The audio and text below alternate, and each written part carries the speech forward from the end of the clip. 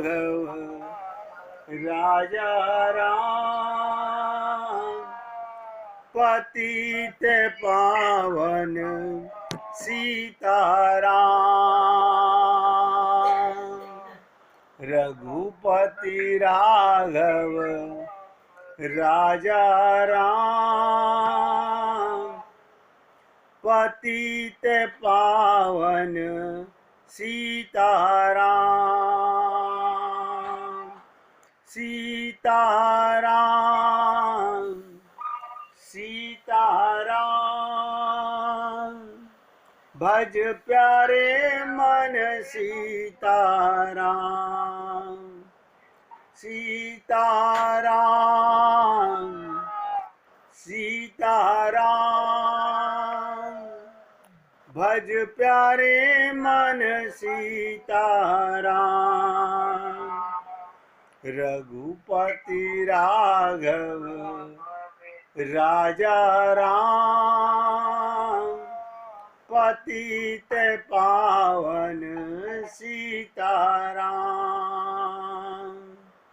रघुपति राघव राजा राम, पतित पावन सीताराम।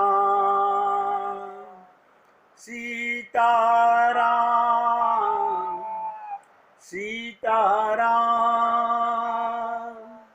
भज प्यारे मन सीताराम। सीताराम सीताराम, भज प्यारे मन सीताराम। बोलिए सियापति रामचंद्र भगवान की जय। राघवेंद्र सरकार की जय। जय जय श्री राधे, जय जय श्री राधे। सभी भक्तों से निवेदन, बहुत एकाग्रचित होकर सुंदर कांड की चर्चा को सुंदरता से हृदयंगम करें।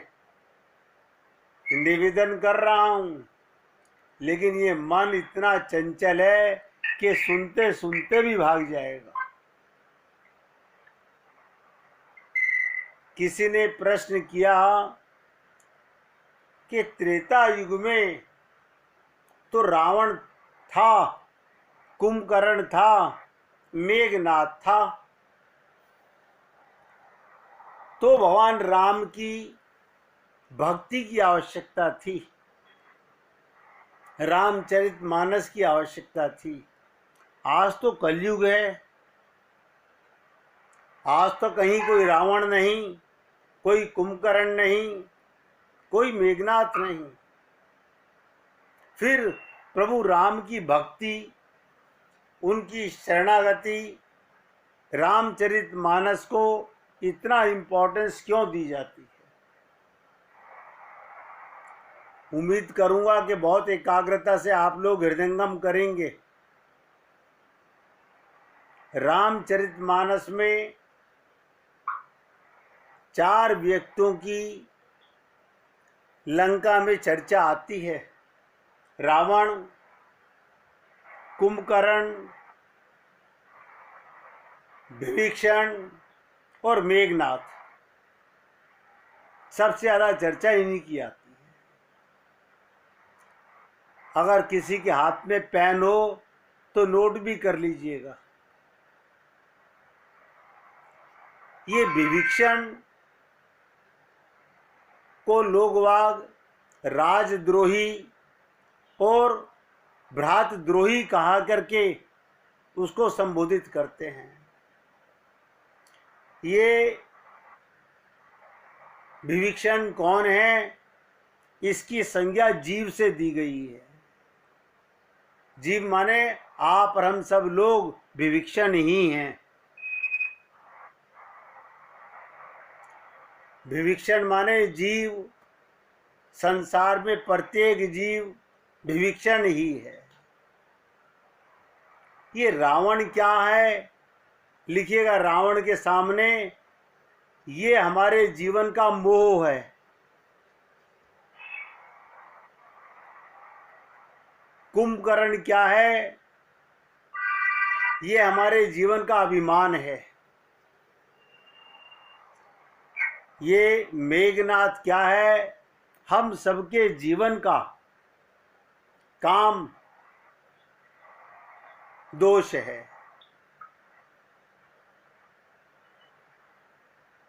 अब तीनों की विशेषता सुनिएगा।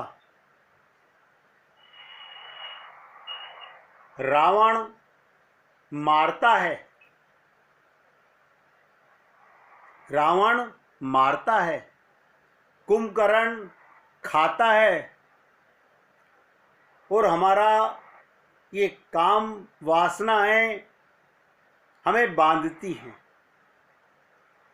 आप लोगों ने रामचरितमानस में तीनों इन पात्रों के विषय में सुना होगा कि मोह, रावण जो है वो हमारे विवेक को मार देता है। रावण क्या मारता है, मोह क्या मारता है, हमारे विवेक को मार देता है।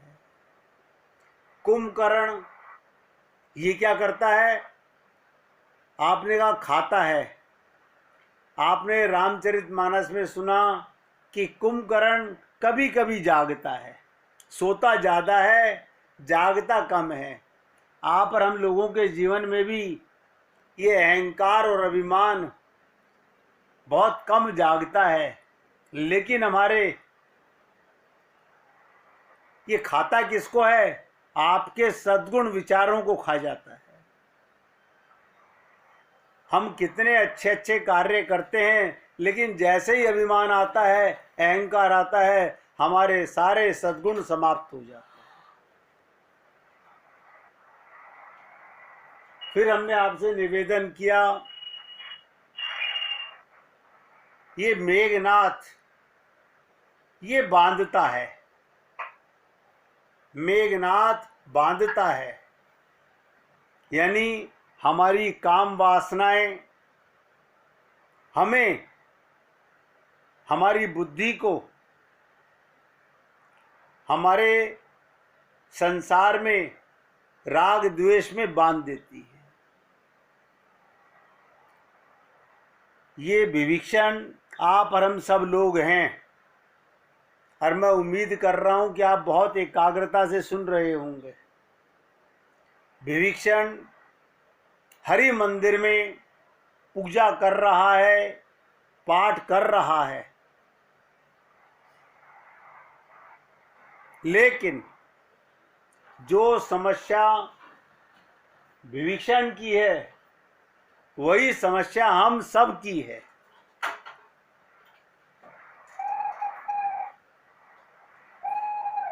जो समस्या विभीषण की है वही प्रत्येक जीव की समस्या है।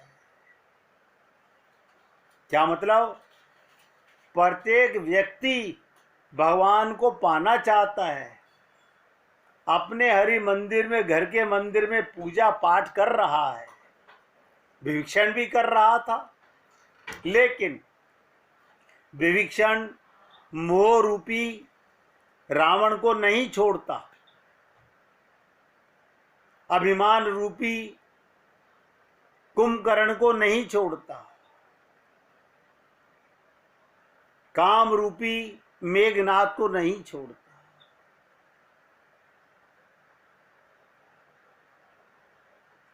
तो क्या इससे भगवत प्राप्ति होगी?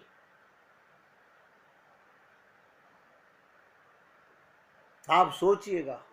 आप और हम लोग भी पाना तो चाहते हैं भगवान का प्रेम, हमें राम सीता का प्रेम मिले, हमें राधा कृष्ण का प्रेम मिले, लेकिन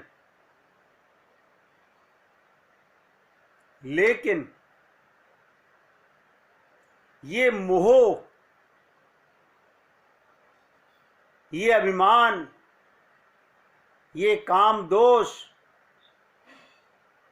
आप और हम सबको बांधे हुए हैं। हम क्या करते हैं, यही विभीषण ने किया हुआ था हनुमान जी के जीवन में आने से पहले। उसने अपने सद्गुण और बुरे विचारों से समझौता कर लिया। मैं परिवार में रह के, घर में रह के बस भगवान की पूजा कर लूँगा, आरती कर लूँगा, पाठ कर लूँगा, लेकिन मोह नहीं त्याग सकता, अभिमान नहीं त्याग सकता, काम वासना नहीं त्याग सकता। आप और हम लोग भी यही कर रहे हैं। अब आप सोचिएगा कि क्या हमने कभी सोचा है कि रामचरितमानस तो प्रत्येक जीव के ऊपर अपने अधिकार को वर्चस्व कर रही है। विभीषण ने क्या किया, उसका अभिमान, उसका मोह, उसकी काम वासना कैसे मरी।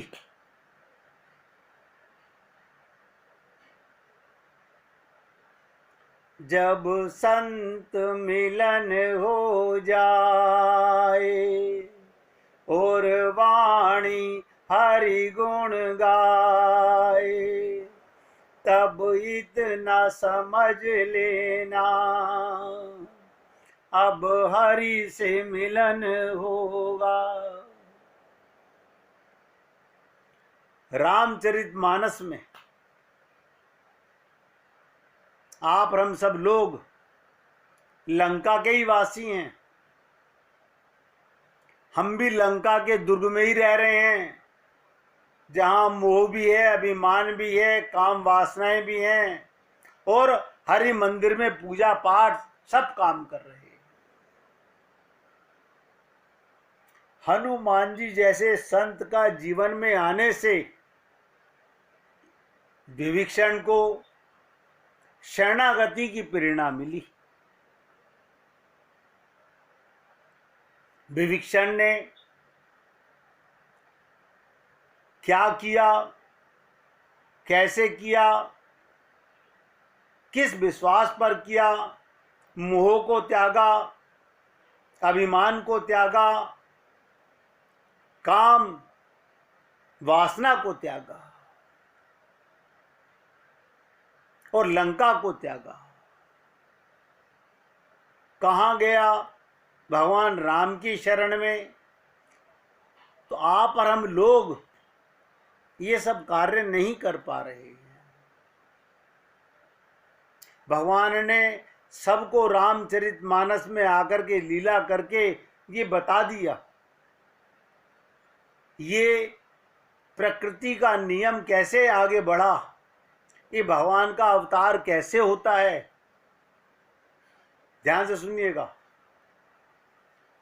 रामचरितमानस में आया कि पृथ्वी पर जब पाप बढ़ने लगा,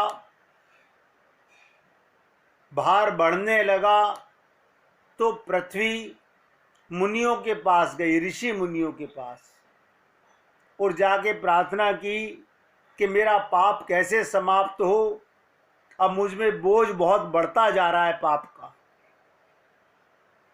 मुनियों ने कहा धरती से कि देखो हमारे कितने मुनियों को ये राक्षस, ये पाप खा गया है, हड्डियों के पहाड़ लगे हुए, हम इस पर विजय प्राप्त नहीं कर सके, हम तुम्हारा भार नहीं उतार सकते। ऐसा करते हैं, मुनियों ने कहा कि धरती से आप और हम मिलके देवताओं के पास चलते हैं। जब देवताओं के पास गए तो देवताओं ने क्या किया, देवताओं ने कहा हम तो स्वयं, रावण हमें ही मारता है, हम दिल से नहीं, हृदय से नहीं, लेकिन ना चाह कर के भी उसको नमस्कार करते हैं, उसका हुक्म बजाते हैं। हम में वो शक्ति नहीं, कि हम पृथ्वी तुम्हारा भार उतार सकें। तो पृथ्वी, मुनि, देवता मिलकर के ब्रह्मा जी के पास गए। ब्रह्मा जी से निवेदन किया कि आप तो सृष्टि के रचयिता हैं, आप इस पृथ्वी का भार उतारिए, देखिए कितना पाप बढ़ गया है। तो ब्रह्मा जी ने कहा, मैं तो उस परवरदिगार ईश्वर का एक नौकर हूं, मेरा कार्य तो केवल सृष्टि की रचना करना है, ना तो मैं किसी को दंड दे सकता हूं, ना मैं किसी का उद्धार कर सकता हूं। एक एक शब्द सुनिए, ध्यान से सुनिएगा। धरती का भार मुनि नहीं उतार पाए, देवता नहीं उतार पाए, ब्रह्मा नहीं उतार पाए। तो ब्रह्मा जी ने सबको ले अपने साथ लेकर शंकर भगवान के पास गए। शंकर भगवान ने कहा, ये समस्या किसी एक की समस्या नहीं है, पृथ्वी पर रहने वाले प्रत्येक देवता की, प्रत्येक मनुष्य की, ब्रह्मा तक, ब्रह्मलोक तक, शिवलोक तक यही समस्या है। तो शंकर भगवान से पूछा, फिर ये भार उतारेगा कौन? तो शंकर भगवान ने कहा, अगर सब मिलकर सच्ची प्रार्थना करें, अगर आपकी प्रार्थना सच्ची है तो आकाशवाणी होगी, और अगर आपकी प्रार्थना झूठी है तो आकाशवाणी नहीं होगी। भगवान शंकर पर विश्वास करके, मैंने आपसे कहा था शंकर विश्वास के रूप हैं, उन पे विश्वास करके ब्रह्मा जी ने, देवताओं ने, मुनियों ने और पृथ्वी ने, सब ने मिलकर के उस परवरदिगार परमात्मा ईश्वर से, पर ब्रह्म से प्रार्थना की कि धरती का भार कैसे उतरे। तो आकाशवाणी हुई कि मैं कश्यप अदिति के घर, मनु शत्रुपा के घर, दशरथ और कौशल्या के घर मनुष्य रूप में अवतार लेकर आऊंगा। इसके उपरांत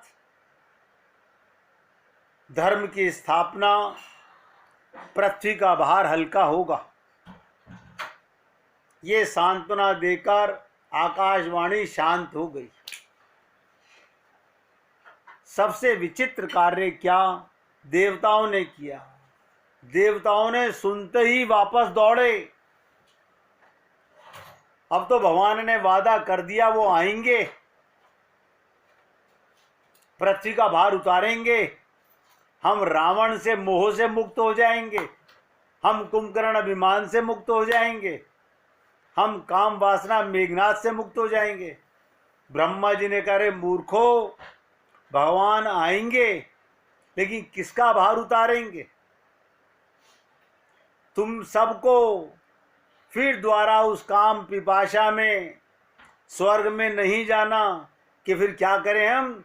तुम बंदर बन के अवतार लेकर के पृथ्वी पर जाओ और भगवान की सहायता करना, तब तुमको सीता की खोज का मार्ग, भक्ति का मार्ग, आसक्ति का मार्ग, शांति का मार्ग तुम्हें प्राप्त होगा। ये जो समस्या मैंने आप लोगों से निवेदन की, अभी मैं इस विषय में बहुत ज़्यादा चर्चा नहीं कर रहा हूँ। क्यों नहीं कर रहा हूँ?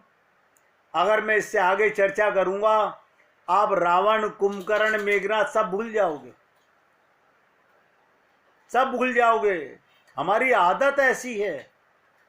ऐसा समझिए हम जीव हैं, हम विभीषण हैं। विभीषण भी अपने भाई रावण का विरोध नहीं कर पा रहा था। आप और हम लोग भी मोह के कारण हमारा विवेक काम नहीं करता। हमारे अभिमान के कारण, कुंभकर्ण के कारण, कुंभकर्णी अभिमान है, हमारे सत्कर्मों को वो खा जाता है। हमारी सारी पूजा पाठ जप तप सब समाप्त हो जाता है। हमारे अंदर काम दोष हमें भगवान तक नहीं जाने देता।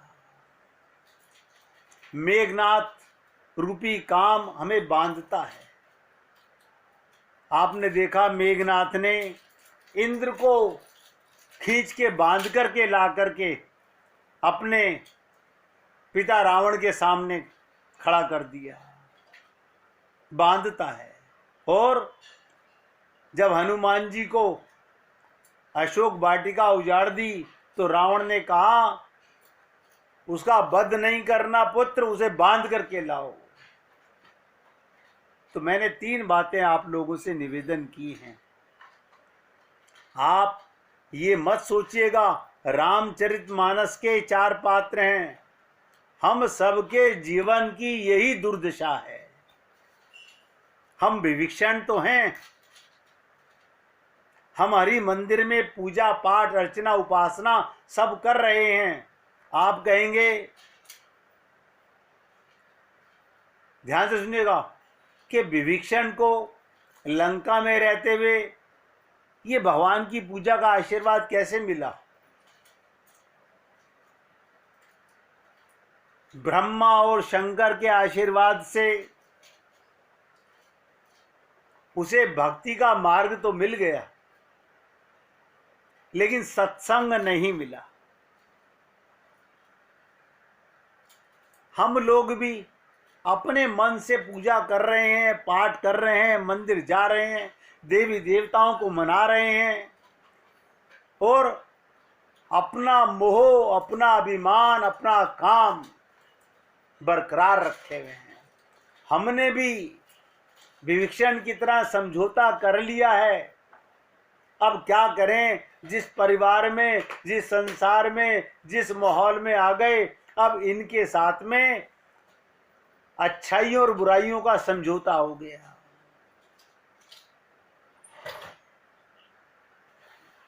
आप और हम लोग, मैंने आपसे निवेदन किया था कि सुंदर कांड की सुंदर चर्चा का मतलब सीता जी की खोज है। क्या आप और हम लोग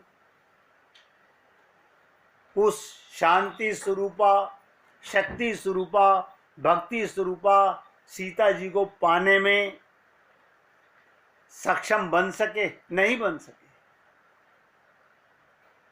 तो हमें क्या करना होगा?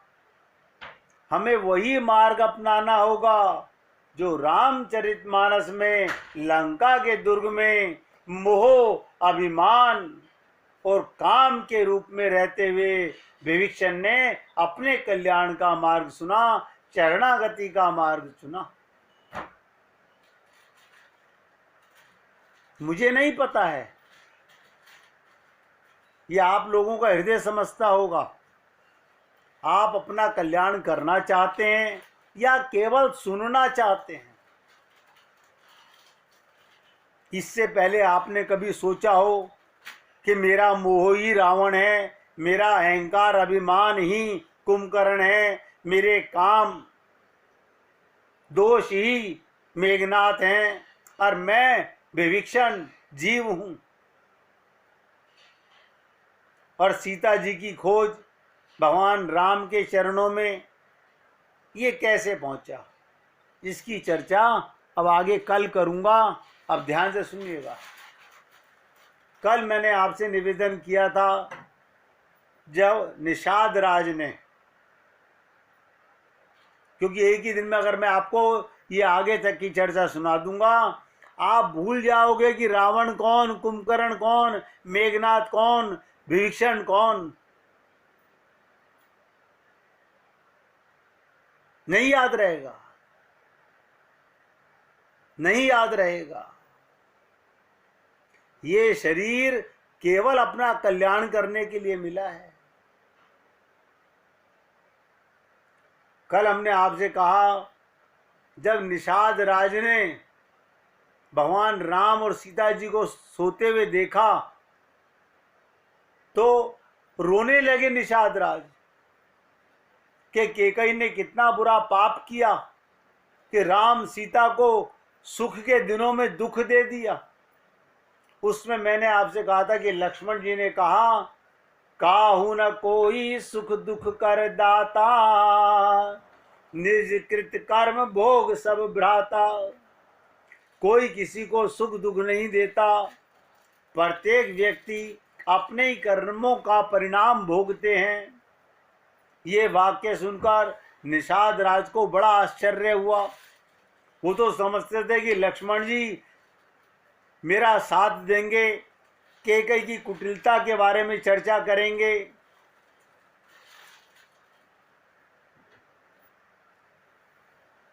और आप कहते हैं दुख जिसे मिलता है वो अपने कर्मों का होता है, तो क्या आपके कहने का अभिप्राय ये नहीं कि श्री राम ने ऐसा कोई कर्म किया जिसका फल आज वे भोग रहे हैं?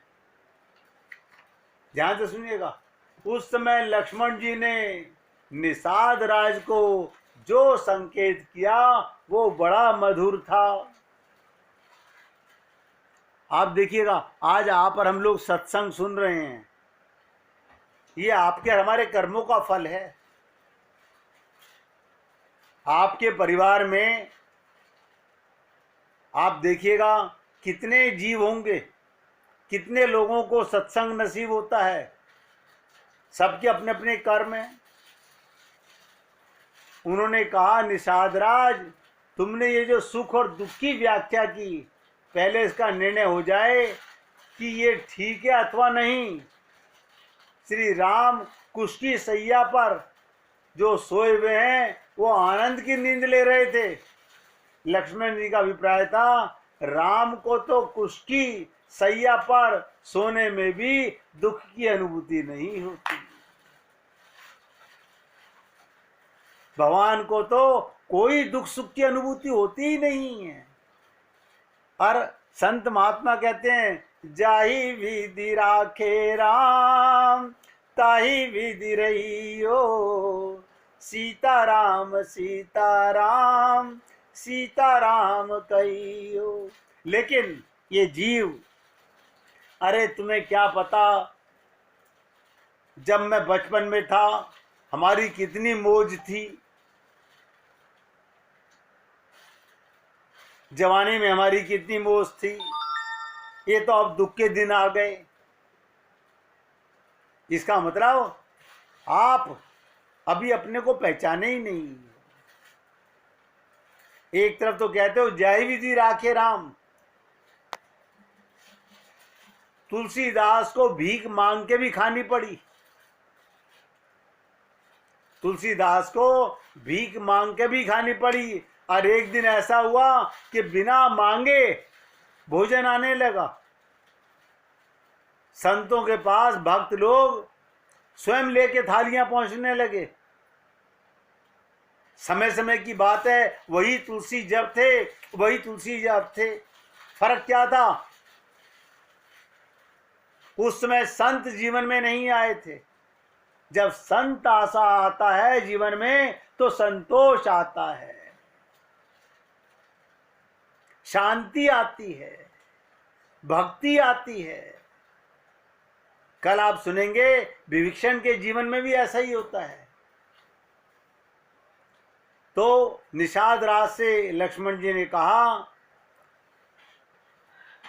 श्री राम तो सुखी हैं। और विरोध करते हुए लक्ष्मण ने कहा, इस दृश्य को देखकर आप दुखी हुए जा रहे हैं, इसलिए मेरी दृष्टि में तो ये आपके प्रारब्ध का परिणाम है।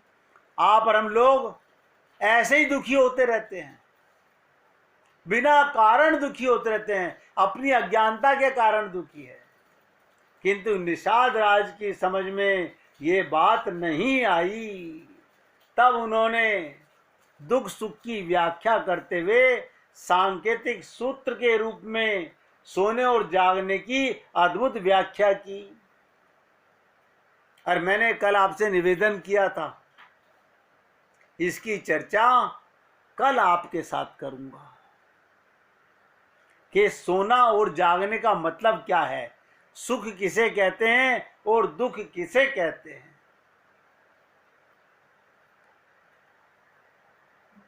आज आप ये सोचिए, अक्सर लोग पूछते हैं हम भगवान का स्मरण कैसे करें, हम भगवान का मनन कैसे करें, हम भगवान का चिंतन कैसे करें। मैं आपको जो भाषा आप लोगों को समझ आए उसके माध्यम से समझाना चाहता हूँ। जैसे अफीम, चरस, गांजा पीने वाला अफीम का, चरस का, गांजे का स्मरण करता है, उसे किसकी याद आती है? अपने नशे की याद आती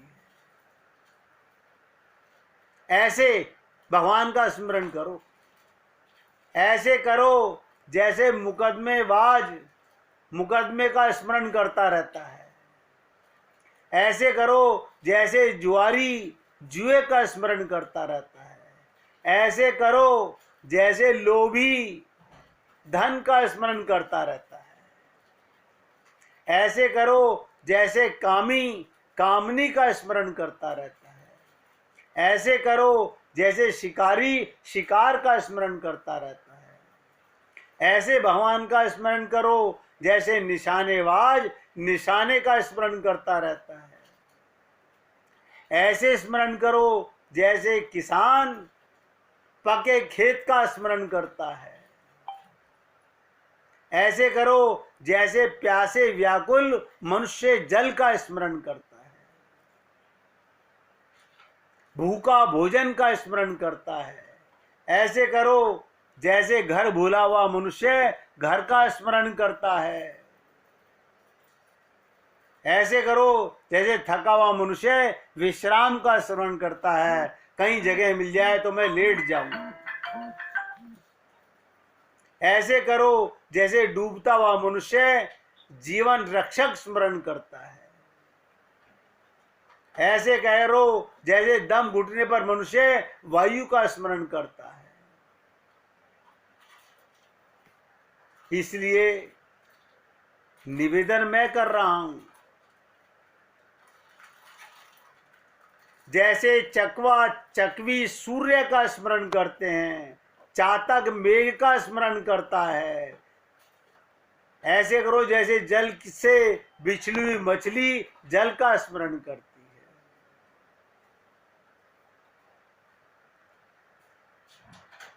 अब आप सोचिएगा, योगी पुरुष चेतना ज्योति का स्मरण करते हैं, जैसे ब्रह्मनिष्ठ ब्रह्म का भगवान का स्मरण करता है। और हमारे गुरुदेव जी ने कहा कि सुमिरन कर ले माना छिन छिन राधा रमना, हरि गुरु दोई अपना गहूं इन के ही शरणा। अब आप सोचिएगा, भगवान ने तो अपनी प्राप्ति का सबको मौका बराबर दिया है। भगवान ने किसी के साथ पार्शियलिटी कभी की ही नहीं है, कभी नहीं की, और भगवान कभी कर भी नहीं सकते।